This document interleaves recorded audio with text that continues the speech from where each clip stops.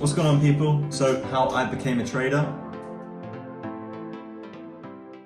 So going all the way back to 2015, basically what happened is I received a message which was on Instagram of someone telling me that if I marketed their course and their signals, then I would receive a payout from every single person that I received.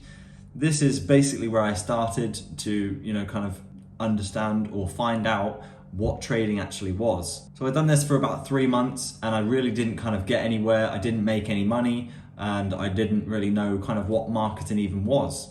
What I did find out is obviously people were actually making money, or what I thought was kind of making money from actual trading, right? So at this point, I kind of got interested and I didn't really know what trading was. So I wanted to, dig deeper and find out what was actually happening. So I decided, instead of, just kind of trying to market it, what I would actually do is I would join the signals personally and I would figure out kind of what I had to do. Obviously what they required me to do was to sign up to their broker, which is the normal kind of, shit that you have to do, and then place kind of one lot size on this position, and then obviously they make money, right? The same old story over and over again. So after being with signals and trying to join several different groups and get their signals and trying to ultimately make a profit from this, I never did. I kind of had a little bit of disbelief that, kind of anyone was making money from this. They would just, put up demo profits or, not really actually make anything from trading, from actual trading. But I still believe that there was some way in which you could potentially take some profit from the market. So what I did was, at work, I spent every single non-working minute on the charts. I would kind of figure out, even on my work breaks, I would go outside, get a little bit of fresh air, and then I'd come straight back to the computer, get onto the charts and kind of figure out what I should be doing. I had a lot of people intrigued, all my work colleagues kind of come around saying, oh, what's this? Oh, this looks kind of interesting. What are you doing? And I basically said I was trying to learn to trade. Everyone kind of thought that was a bit of a joke, right? They kind of thought, that's stupid. Like, why would you even try and do that? It's too hard. But I did have a belief in it. I thought, this definitely could be something which is viable for me. And I think that's kind of where every kind of journey starts, right? You need to be able to have that belief system that you can actually do something. No matter how long it takes you to do it, you're gonna do it, right? You're gonna push forward and you're gonna continue the journey until you get to where you wanna be. I started sacrificing some of my time to actually so I wasn't going out on the weekends as much. I still was going out, right? I was a teenager. I wanted to go out and have fun with my friends, but there was also this other thing happening for me, right? And I was basically trying to learn to trade, right? And it really took my interest. So what I did was I started sacrificing that time of going out, spending time with friends and doing things to actually learn to trade. And at this point, after kind of failing with signals for, months at a time, what I would finally end up doing is going to Baby Pips. I'm sure you all kind of heard of the website Baby Pips. It just teaches you all of the concepts and the basics of Forex. And then I started analyzing the chart for myself. I started implementing the things that I had been taught through Baby Pips. And at this point, I was using MACD, I was using RSI, I was using parabolic SAR, I was using Bollinger Bands, I was using all of the indicators that you could ever think of using. And at this point, there was no information on the internet which actually told you need to build a system, you need to do this, you need to have a set amount of rules to get you into this trade, to manage the trade and to get out of the trade. And also you need to work on your psychology. All you would see back then, and kind of all you see now, is, I've made this much, I'm driving a Lamborghini, I have a Rolex, I have this, I have that. And it's constantly just putting the wrong thing in your mind. I thought I started to see some profitability doing this after I'd kind of built a process up of what I would do. I would start reacting from indicators, I would look at support and resistance, and I would sell and I would buy inside of these kind of set amount of rules. And what I was doing every single trade was I was trying to over leverage, because I was using a small account and I wanted to see big gains. And big gains don't happen on small accounts, right? Because ultimately what you're then doing is you're over leveraging and you're trying to make too much money from what your account can actually handle. So if you take a loss, then you're taking a big chunk off your account just by trying to make a big profit. I also had no schedule around when I would trade, right? I would be looking at trades at kind of midnight. I didn't have a clue about sessions. I didn't have a clue about when was best to trade. I didn't know what pair to trade. I was ultimately just trying to trade every single pair, doing all of this analysis on 28 different pairs. And ultimately I just gave up. I just stopped. I realized that this wasn't going to work out. Got him! A couple of months later, I then found an account manager, right? So basically what I would do is I would feed money into my account, they would take trades on their account, and they would copy over to my account. Initially with this, I started seeing some profit and I thought, oh, actually, maybe this could work. Maybe this is my route. This is what I can do. What they were actually doing, which I didn't think was an issue because obviously I was over leveraging, was they were heavily over leveraging, right? So I had, let's just say $5,000 in an account. And then what they would do is they would make $1,000 in one trade, right? Which means that they were just ridiculously over leveraging. And I thought, oh, this is amazing. I'm actually making some money. And then the next trade would actually lose $2,000 or $3,000, right?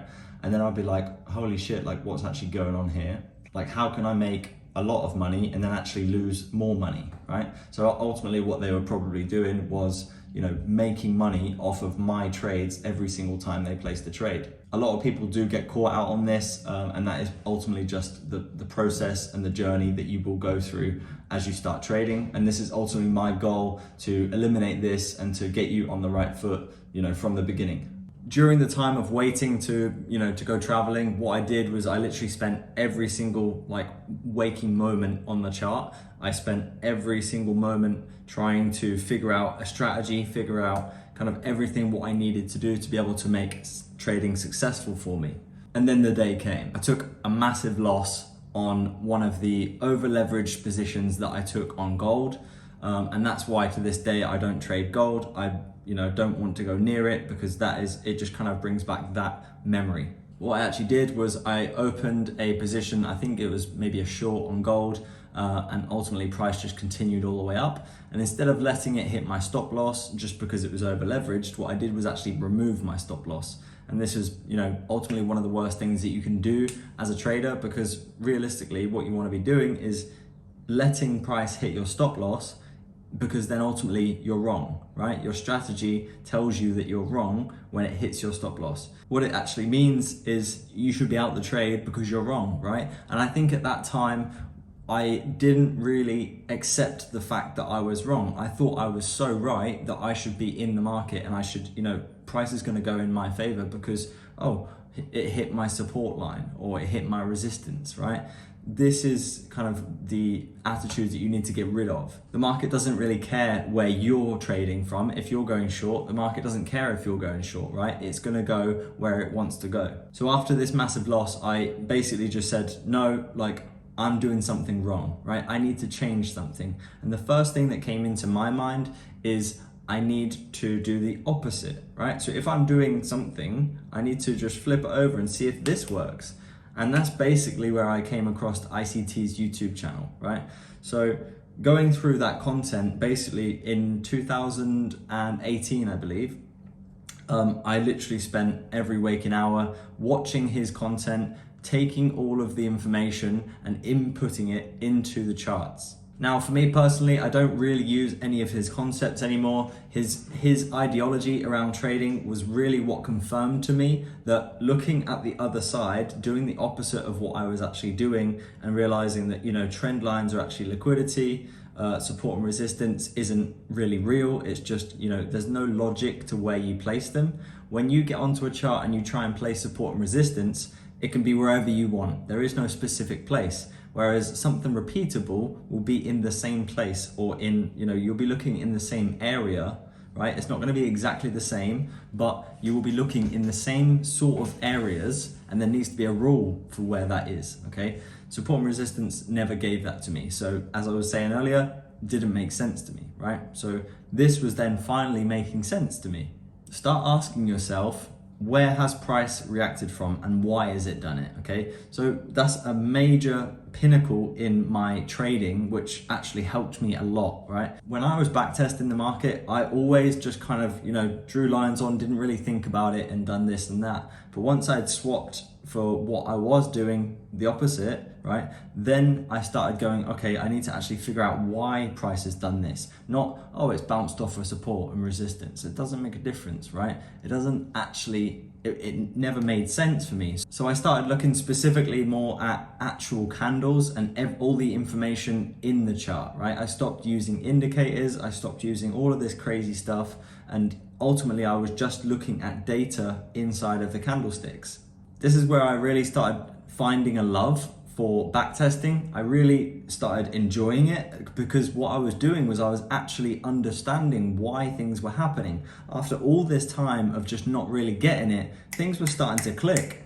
I became absolutely engrossed in the process of backtesting, in the process of making case studies, in the process of learning what the probabilities were of my strategy, of the rules of my strategy, being able to implement them time and time again. Ultimately to the point where if I took a loss, I would know exactly why I took that loss, because maybe it was something that I done wrong, or maybe I just generally took a loss, right? At that point I could then accept it, and that's where if you understand why you've taken the loss, then it's easier to just go, okay, I've taken a loss. If you've done something wrong, then you can get it right for next time. If you didn't do anything wrong, then you can go, okay, well, that's one of the losses that is incurred with my strategy.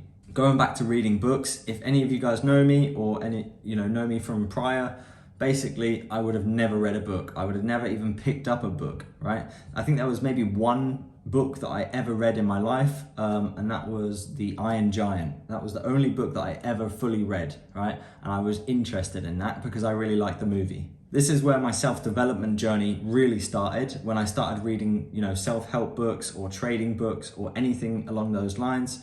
I would really start picking up the issues that I personally had within my trading, whether it be psychology, the way that I see myself, and also the way that I speak to myself. It's very important that you're positive in the way of your speech.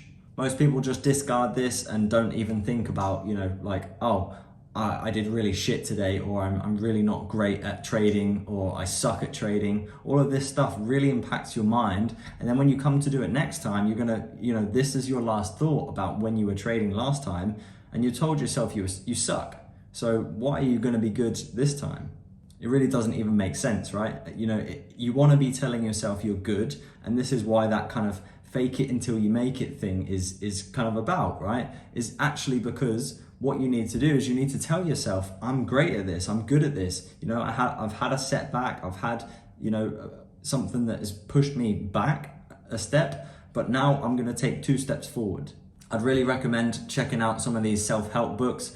Same again, I said in the last video, I'll say it again. If you want, any of these self-help books that I have read, please just give me a message on Instagram and I'll send them straight over to you. I think they're massively beneficial. And also I believe that, reading a book actually increases your attention span, right? So your time on the charts, you should be focused, and you should be, your attention should be all on the chart. So the better your attention span, the better you're actually going to become as a trader. If you're spending long hours on the charts, backtesting, this is the kind of patience and the endurance that you need to be able to get to where you want to be.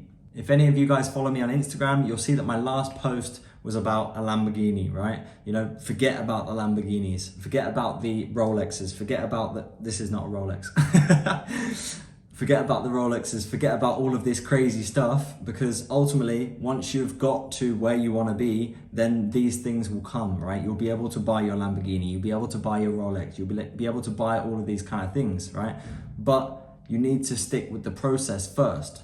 Once you've got the process down, then ultimately the money is going to follow, because then you're going to be able to get funded, and then you're going to be able to, live the life that you want to live. And then once you're happy with the amount of money that you're making and you're living under your means, then potentially what you can do is branch out and go and get these exotic things that you want to buy. The great thing about Forex or trading in general is it's uncapped, right? Which ultimately means you can make as much money as you could ever dream of. But what you need to do is you need to have a systematic process to slowly build an account up to then get to where you want to be able to buy these things. What I would recommend is you need to figure out what you actually want in your life, okay? So do you want to travel? Do you want to, just be financially stable? Do you want to help your family? Do you want to buy your mum and dad a a house and a car, or maybe it's just your mum or maybe just your dad. What do you want to do with this money when you eventually get it? Because ultimately money doesn't provide you with happiness. What you need to do is you need to be happy with your life, right? Which then leads back to, what do you actually want for your life? I've got a few tips and insights that I would like to provide you. The first one being, work out how you want to trade, right? Trading is you versus you ultimately, right? If you feel like you can hold a trade for a longer period of time and you feel comfortable like that, then find someone or find a mentor or find someone who is willing to teach you a strategy and give you all the information that they have to be able to trade in that way, right? I like to trade intraday kind of swing trading, which means that I'm in the day. Sometimes what I'll do is I'll close out before the day is, in a couple of hours. But ultimately what I will do is I will try to get into a trade and then get out of a trade in a day or two, that kind of thing. And that's why I call it intraday swing trading, because I'll take my trades in the day, and then I will also hold a little piece on if I'm on the right side of the market. Risk management is absolutely paramount, right? So you need to be able to get your risk management on point. If you can't get your risk management on point and you don't have a plan and you don't have how you're going to exit the trade, when you're going to take partials, what you're going to do in that trade, and obviously how much you're going to risk on the trade, then you're never going to make it work. Having a trading system that you can follow rigorously, that you have a step-by-step process and you know exactly what you're going to do every time you look to get into a trade, you must have this, right? Everyone says you need a strategy, you need it, right? Okay, take it from me, take it from everyone else you hear. You need a strategy. You will always be a student of the market. The market is always changing and adjusting, and there isn't anything that really kind of tells us that the market is going to shift or change or adjust, apart from experience being in the market, right? You can tell and you can kind of feel when the market is shifting and changing, and maybe this indicates to you that you shouldn't be trading so much here, or maybe this is a prime place to trade and you should be absolutely banging on every single thing that you can. You will have your general insight onto how you want to trade, but what you need to do is you need to always be open to learning, because the market will humble you if you feel like you know everything. You've got to have your wits about you nowadays, and even before, right? Because nowadays there is so much bullshit on the market. There's so many people trying to sell you something which is, going to get you rich tomorrow, or going to get you rich next week, or even next month. Just don't believe it, right? Everything good takes time, okay? You need to implement a lot of time into these things so you can actually get to where you want to be. Look for something that uses logic, right? Look for something that makes sense to you, because then your logic will actually implement into this strategy or this understanding, and then it's going to be much easier for you to repeat the process. If you follow people on Instagram that you really inspire to be, or you want to be, you want to do something like them, right? What you can actually do is utilize their posts. Same for me. I post some charts, I post some information. Instead of just wondering or being like, oh, how did you do that? Actually just take the information, look at it and really analyze it, and just look like, what can you take from it? There must be some important information in there, because if not, the person who's posted it would not be posting it. Go back into your charts once you've looked at this thing that you're looking at, and see if you can see it, see if you can replicate it and do the same thing. This is then going to build an idea in your head of, maybe this person is someone that I want to be taught by. Maybe they have something of value which I don't know yet, and maybe, they can help me and push me forward. And if you do look at these kind of posts, then basically what it's going to do is it's going to get your mind thinking. It's going to get your mind saying, okay, well, how did this person get this done? Don't ask for everything to just be given to you, right? Unless you're paying for, for a service, no one's going to give you everything, right? Because we have put so much time and effort into doing this thing, right? Now what everyone wants, in this day and age is, I want it now, okay? It doesn't happen like that. It doesn't come now unless you're willing to invest in your education. In trading, it's all to do with you versus you, okay? So everything that you ever do right? It has to be from your mind, okay? So you can use the concepts and you can use the understandings from other people, but what you actually need to do is you need to sink it in here, right? Same for example, if you join my mentorship, I can't help you take the trade, right? I can indicate to you where I'm looking. I can give you all of the information which I use on a day-to-day basis, but I cannot take the trade for you. You need to have the knowledge from the information that I've given you to be able to actually place the trade yourself, right? All you versus you. Ultimately, it's going to be a really difficult journey for you if you can't think for yourself and you can't make these kind of trades for yourself. Okay, so that's the unfortunate truth, but I hope you can all open your mind to being able to think for yourself and actually be able to push forward. Thank you very much for watching the video, guys. If this did help in any way, shape or form, please do drop a like. Let me know in the description what you think and give me a subscribe if you do like the content. And obviously you'll be ready for all of the future content that does come out, hopefully with the notifications bell on. YouTube's algorithm has provided you with this video. I hope you do like it.